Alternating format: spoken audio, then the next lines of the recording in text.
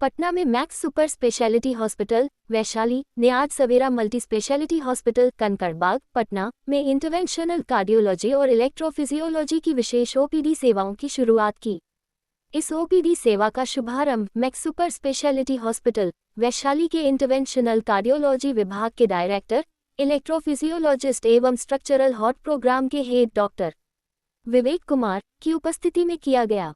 Doctor Vivek Kumar हर महीने के दूसरे शनिवार को सुबह 11 बजे से दोपहर 2 बजे तक Savera multi speciality hospital Kankarbagh Patna में मरीजों के लिए प्राथमिक परामर्श और फॉलोअप के लिए उपलब्ध रहेंगे।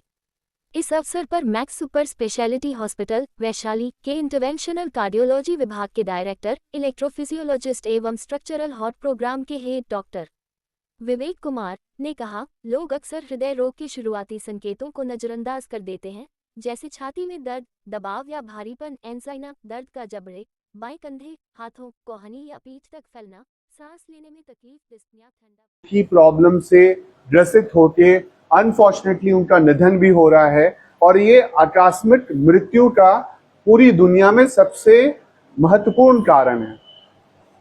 जैसे जैसे दिल की बीमारियां हमारे सामने आ रही है, उसका इलाज भी उसी तरह से डेवलप हो रहा है। दिल की बीमारी दो रेंज ऑफ पेशेंट्स में लोगों में होती है, एक यंग लोगों में, एक ओल्ड एज लोगों में। दोनों की अपनी चैलेंजेस हैं। यंग पेशेंट्स में बहुत बार, खासकर बिहार जैसे इलाकों में या फिर वैसे इलाकों में जहां इंफेक्शन हाइजीन की प्रॉब्लम है, अगर तो फीवर के साथ रूमेटिक फीवर होती है, वाल्व की दिक्कत होती है। खान पान में एक्सरसाइज का ना होना, खान पान सही नहीं होना, इससे हार्ट की ब्लड वेसल्स में ब्लॉकेज होने लगती है।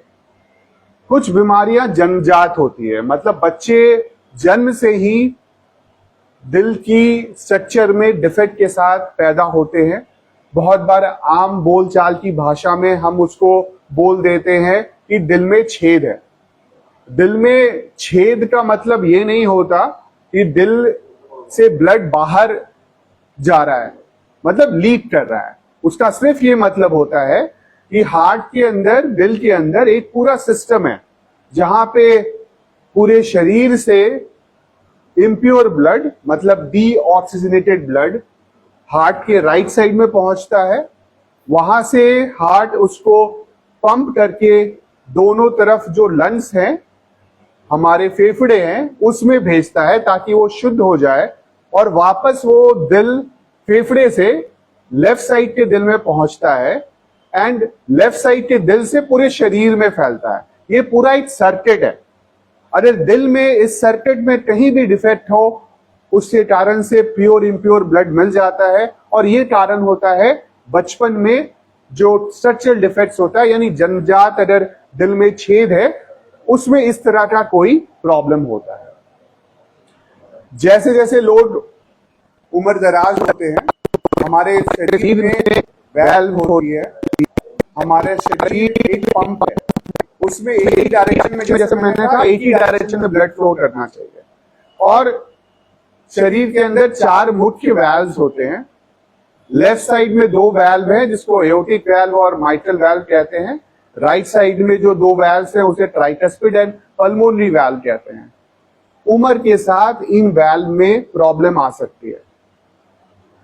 किसी 70 साल के व्यक्ति में वैल्व की अगर प्रॉब्लम हो जाए और साथ में उसके किडनी में या फिर लिवर में कोई प्रॉब्लम है, तो क्या उसका ऑपरेशन किया जा सकता है?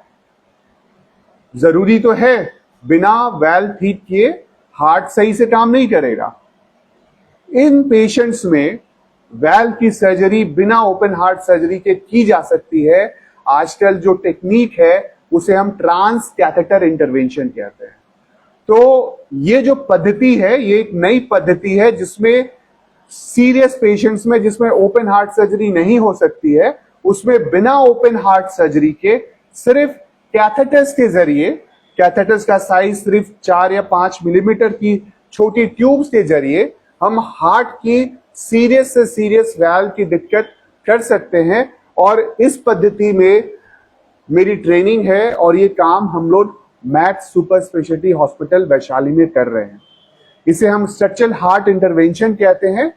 बहुत सारे लोग जो कॉमन प्रचलित इससे टर्म है टावी या टावर कहते हैं, जिसमें हम वाल्व की दिक्कत बिना ओपन हार्ट सर्जरी के ठीक कर सकते हैं, और ये उन पेशेंट्स के लिए है जिनमें ओपन हार्ट सर्जरी नहीं की जा सकती। इसके अलावा आप कभी अपना दिल के ऊपर हाथ रखोगे, आपको पता चलेगा दिल कैसे रिदम में चलती है। बिल्कुल आप अगर काउंट करोगे, दिल की धड़कन का वेरिएशन 4 या 5 से ज्यादा नहीं होता है, 70 से 80 ऐसे ही रहेगा। अगर इस धड़कन में धड़कन स्लो हो जाए या तेज हो जाए, इसे हम एरिथमिया कहते हैं। तो कार्डियक इलेक्ट्रोफिजियोलॉजी वो पद्धति है जिससे हम हार्ट की धड़कन की रिदम एनालाइज करते हैं और हम देखते हैं उस रिदम में क्या प्रॉब्लम है। बहुत बार लोगों को धड़कन महसूस होता है, बहुत बार लोग चक्कर खा के गिर जाते हैं। इस बीमारी को हम लोग कार्डियक इलेक्ट्रोफिजियोलॉजिकल स्टडीज के जरिए पहचानते हैं, और या तो अगर दिल की धड़कन तेज है तो हम वो कारण जान के उस एरिया को अब्लेट करते हैं, जैसे उसे हम रेडियो फ्रीक्वेंसी अब्लेशन कहते हैं। इससे हम दिल की धड़कन ठीक करते हैं। अगर दिल की धड़कन कम है, स्लो है, उस केस में मरीज को हम लोग पेसमेकर लगा के दिल की धड़कन को बढ़ा सकते हैं उनकी जरूरत के हिसाब से। तो ये सारी ट्रीटमेंट आज के डेट पे मैक्स जैसे हॉस्पिटल्स में हो रहे हैं, और जो जरूरी पेशेंट है, जरूरतमंद पेशेंट्स हैं, उनका इलाज किया जा रहा है। इससे हम लोग बहुत सारे प्रेशियस लाइफ बचा रहे हैं और लोगों को अपनी दिक्कतों से निदान पहुंचा रहे हैं। तो ये सारी चीजें हम लोग मैक्स वैशाली में कर रहे हैं। एंड आप लोग के सवाल अगर हो, हम कुछ भी इस डिस्कशन में हो, आप प्लीज पूछें and we can talk about it. कितना आ रही है? एक मिनट, मुझे कोई पानी देगा क्या उधर से? पानी देखिए, एक जो मैं आप लोग को बता दूं,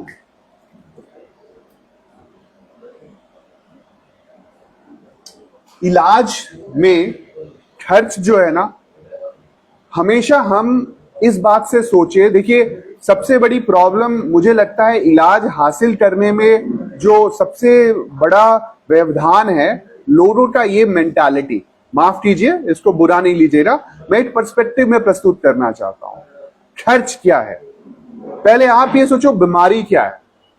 ठीक है, मेरे पास एक 40 साल का बंदा है, ठीक है, अच्छा बिजनेस है, उसकी हार्ट अटैक से मृत्यु हो जाती है।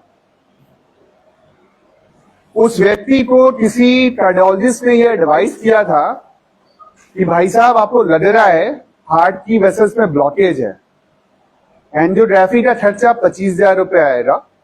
अगर ब्लॉकेज हुई तो उसको ठीक करने का खर्चा 2 लाख रुपए आएगा।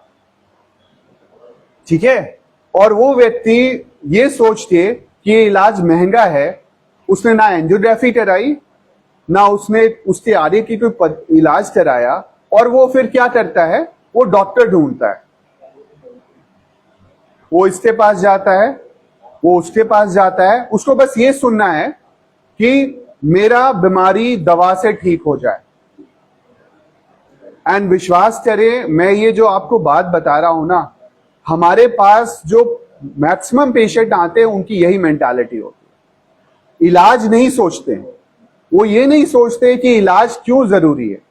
देखो, दिल में नलियां हैं, दिल एक ऑर्गन है। आपके घर में सपोज करो ये बिजली चली जाए, ठीक है, हमारे देश में बिजली कोयले से पैदा होती है, कोयले की सप्लाई बंद हो जाएगी तो बिजली बंद हो जाएगा।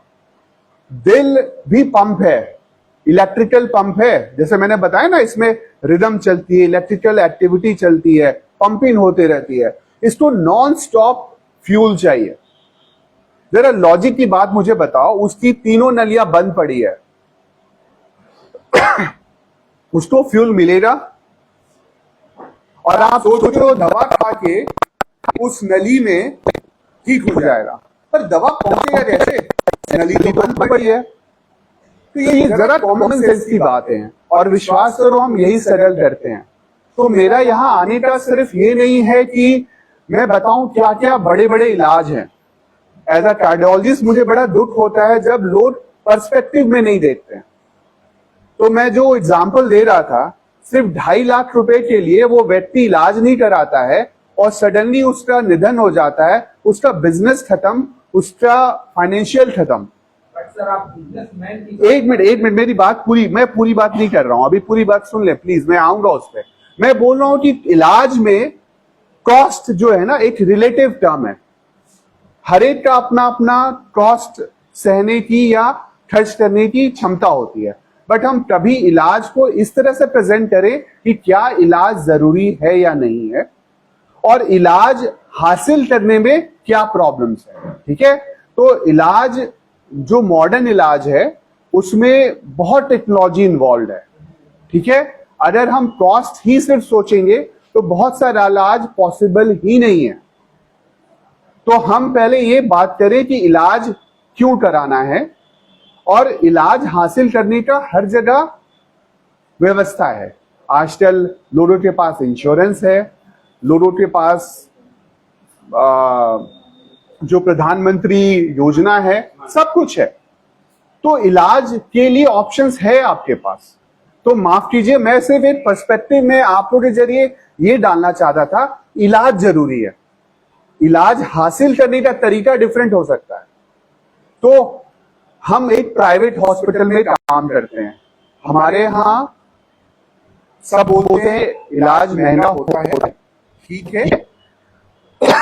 ये पर्सपेक्टिव में देखो आप, हमारे पास दुनिया से लोग आते हैं इलाज कराने, अफ्रीका से, मिडिल ईस्ट से, सेंट्रल एशिया से। वो यूएस नहीं जाते हैं, वो यूरोप नहीं जाते हैं, वो इंडिया आते हैं। इसका ये मतलब नहीं है कि क्या हम रिलेटिवली दुनिया में जितनी महंगी इलाज है उससे सस्ते हैं। तो मैं माफ कीजिए, बस यही पर्सपेक्टिव में आप लोग का ध्यान चाहता हूं कि देखो, हम लोग कॉर्पोरेट हॉस्पिटल हैं, हमारे यहां इलाज अच्छा होता है और इलाज सही होता है। ठीक है, खर्च नहीं तो करेंगे, कितना खर्च आएगा लोग जानना चाहेंगे ना। हर एक इलाज का अपना डिफरेंट खर्चा होता है। बीमारी के बारे में हम बात करते हैं, आज ज्यादा अच्छा रहेगा, हम बीमारी के बारे में बात करें, ज्यादा अच्छा होगा। हाँ जी, सॉरी, ये बहुत अच्छी बात आप बता रहे हो। मतलब मुझे लगता है कि ये सबसे इंपॉर्टेंट है जानना कि दिल की दिक्कत किसको हो सकती है। आप जान के प्लीज घबराएं नहीं, हम में से सबको दिल की दिक्कत हो सकती है, इंक्लूडिंग मी। इसका कारण क्या है? कारण है हमारी जेनेटिक प्रीडिस्पोजिशन। भारतीयों में शुगर, ब्लड प्रेशर, इसकी जो इंसिडेंस है बहुत ज्यादा है, और स्टडीज बताती है 4 मेन कारण है जो कि हार्ट की बीमारी कराती है। वो है sugar, blood pressure, high cholesterol and smoking.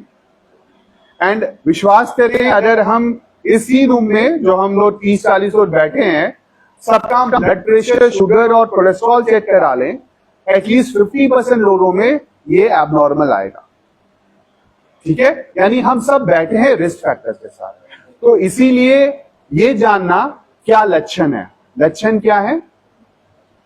अगर चलने फिरने से, कोई मेहनत के काम करने से किसी को छाती में भारीपन लगे, और ये छाती का मतलब ये नहीं सिर्फ यहां, आपके जबड़े, लोअर जॉ से लेके अम्बलाइकस यानी नाभि के तक, इस हिस्से में कोई भी डिस्कंफर्ट अगर फील होती है जो कि मेहनत से हो, वो हार्ट की प्रॉब्लम हो जाती है।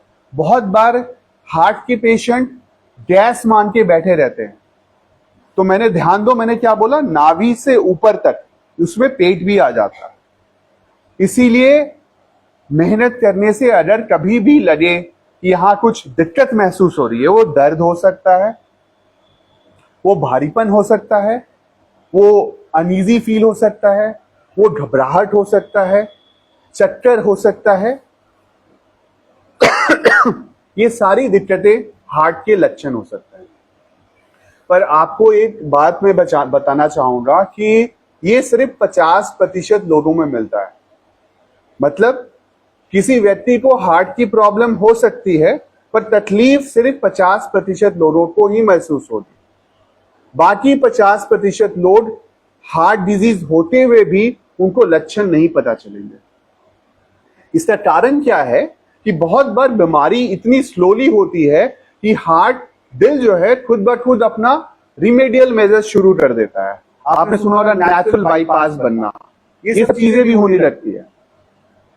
तो व्यक्ति को तकलीफ नहीं होता, क्या होता है, अचानक से हार्ट अटैक आता है।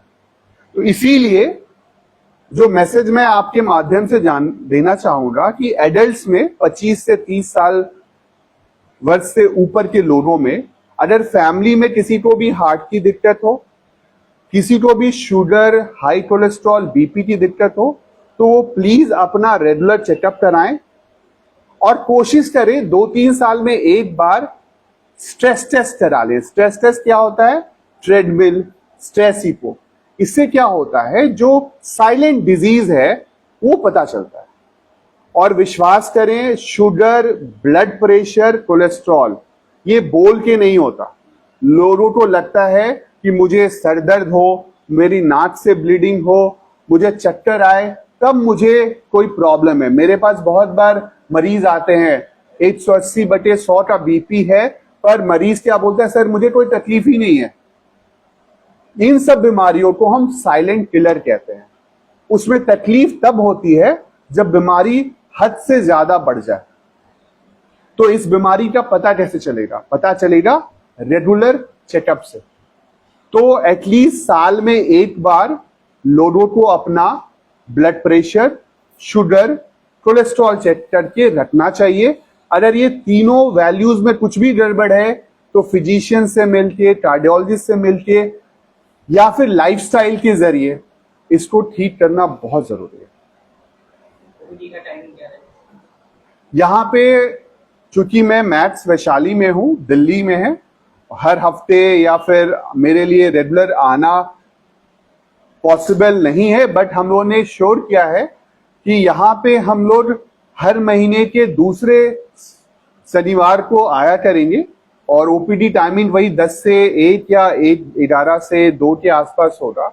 और इस ओपीडी का पर्पस क्या है? पर्पस ये है कि लोगों में जागरूकता फैलाना आप लोग के माध्यम से कि किस तरह की हार्ट की बीमारी होती है, क्या प्रेजेंटेशंस होती है और क्या इलाज है। आज के टाइम पे इलाज बहुत है, पर क्या इलाज किसके लिए सही है, उसका सही गाइडेंस, सही सुझाव बहुत जरूरी है। तो यहाँ की ओपीडी जो मैथ्स वैशाली कर रही है, उसका पर्पस है लोगों को गाइड करना, उसको एक ओपिनियन की जरूरत है तो देना। क्योंकि हम बहुत बार देखते हैं लोग दिल्ली जाते हैं सिर्फ ओपिनियन जानने के लिए कि मेरे बीमारी का क्या इलाज होगा। तो इस ओपीडी का इनिशिएटिव यही है कि लोगों को ये हम अवेयर करें कि कार्डियोलॉजी में अगर आपको सीरियस कोई भी ओपिनियन लेना है तो आप यहाँ विजिट कर सकते हो और जो भी बकायदा ओपिनियन मरीज के बीमारी के हिसाब से होगा वो दिया जाएगा। एक सवाल है, जो अटैक जो आता है हार्ट अटैक, उसका लोगों को जागरूकता के रूप में कैसे जाना है कि मतलब कितना देर तक उसमें लिमिट आ सकता है? देखिए, हार्ट अटैक पहली बात वार्निंग देके नहीं आता। सबसे इंपॉर्टेंट जो बात है वो ये है कि हार्ट अटैक होने से पहले कुछ कुछ चीजें हैं जो नेग्लेक्ट नहीं करनी चाहिए। अगर मान लिया जाए किसी को चलने फिरने से दिक्कत हो रही है, छाती में भारीपन हो रहा है, इसको नेग्लेक्ट नहीं करना है।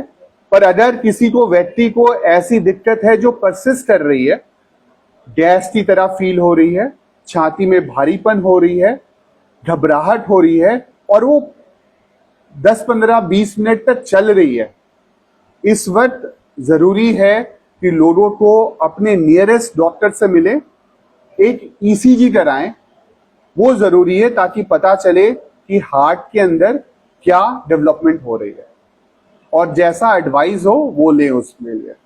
पेसमेकर लगाने के बाद कितने साल तक लोग जीते रहते हैं? देखिए आजकल पेसमेकर, बहुत अच्छा सवाल है आपका, डिफरेंट तरह के आ गए हैं।